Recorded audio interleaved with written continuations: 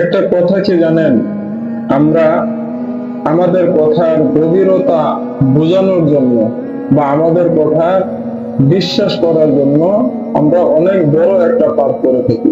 আর সেটা আমাদের সেই ধারণাও হয় না যে আমরা কত বড় একটা পাপ করলাম। সে পাপটা কি?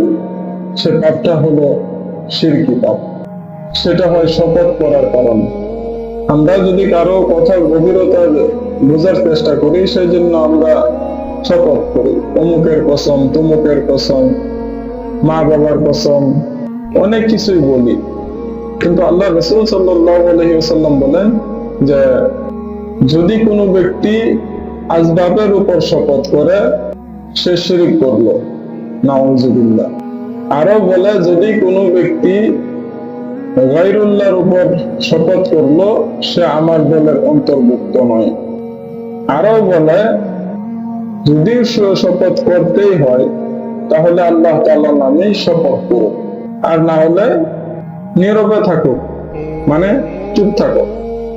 তো দেখেন আমাদের দ্বারা কত বড় শিরক হয়ে যায়, কিন্তু আমরা জানি না।